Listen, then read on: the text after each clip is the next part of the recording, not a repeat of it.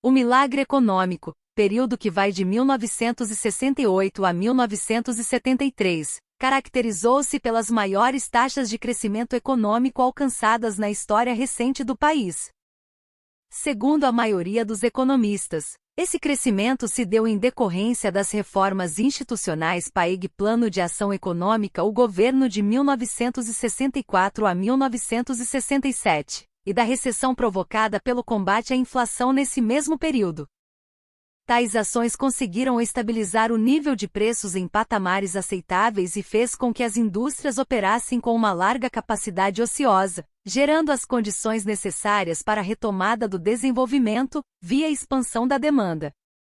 Participação do Estado na economia no período entre 1968 e 1973. No período de 1968 a 1973, época do milagre econômico, a expansão do Estado na economia ocorreu através da consolidação e crescimento de suas várias atividades, inclusive por intermédio das estatais e pela criação de novas áreas de atuação, criação do BNH, FGTS, PIS, novos tipos de bancos, etc. O governo foi o grande responsável pelo crescimento verificado no período, tanto pelas reformas estruturais que implantou quanto por sua atuação direta no setor produtivo, notadamente no setor de bens de capitais. O controle econômico governamental faz-se sentir através de diferentes canais institucionais que incluem o sistema fiscal, o Banco Central, os bancos de fomento, as autarquias, as empresas produtoras de bens e serviços e o sistema de controle de preços. O crescimento dos setores de bens de consumo duráveis e de bens de capitais em relação aos setores de bens intermediários e agrícolas no período de 1968 a 1973. No período entre 1968 e 1973, o setor que apresentou o crescimento mais significativo foi o de bens de consumo duráveis, encabeçado pela indústria automobilística, seguida pelo setor de bens de capital. O crescimento do setor de bens de consumo duráveis consumou-se através do aumento da demanda agregada em decorrência dos seguintes fatores: e maior concentração pessoal de renda que aumentou o poder de compra da classe média.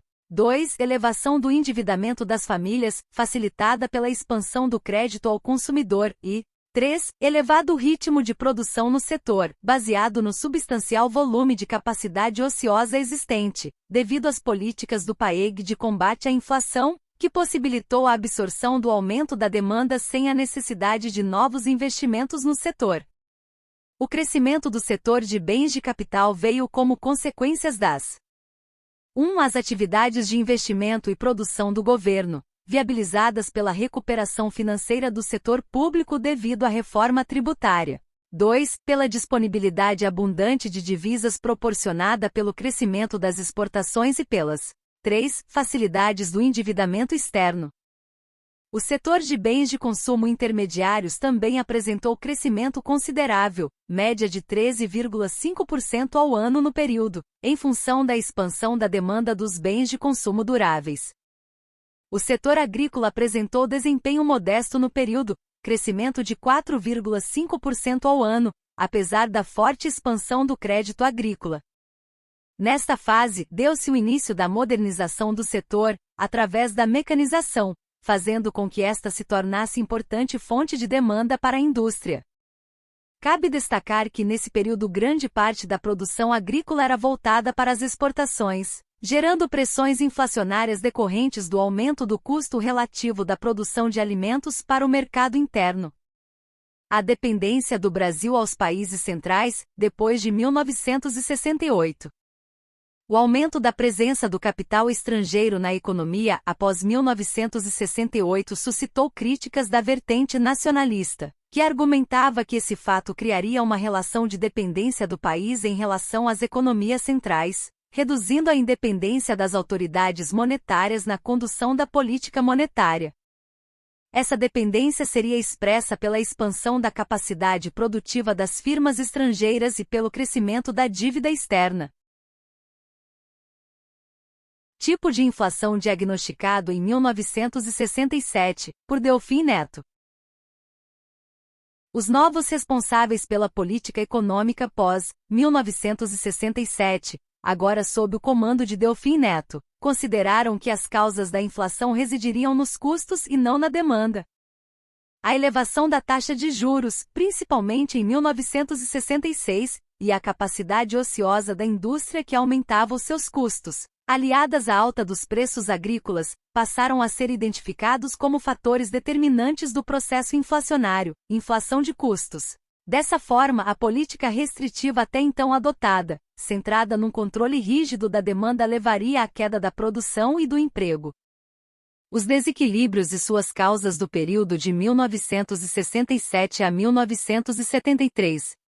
Uma das características do ciclo expansivo do período do milagre econômico foi as desproporções inter- e intrasetoriais, que na indústria se traduziram no atraso do crescimento da produção de bens de produção em relação ao setor de bens de consumo duráveis, não duráveis e da construção civil, que fez com que o crescimento da produção de bens intermediários fosse menos da metade do aumento verificado na produção de bens duráveis.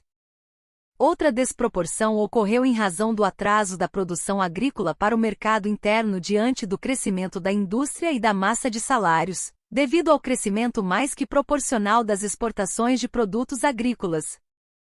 Essa circunstância gerou pressões inflacionárias, reforçadas pelo aumento do custo relativo da produção de alimentos para o mercado interno. É importante salientar que essas desproporções foram mais acentuadas em 1973, ano em que ocorreu o auge do ciclo expansivo, exacerbando as pressões de demanda. As conjunções desses fatores, aliadas à alta do petróleo no mercado externo, foram determinantes para o aumento dos níveis das taxas de inflação ocorrido em 1973. Na descrição deste vídeo tem uma lista bibliográfica sobre o assunto tratado aqui. Se você gostou, se inscreva em nosso canal. Obrigada e clique no sininho para receber os próximos vídeos.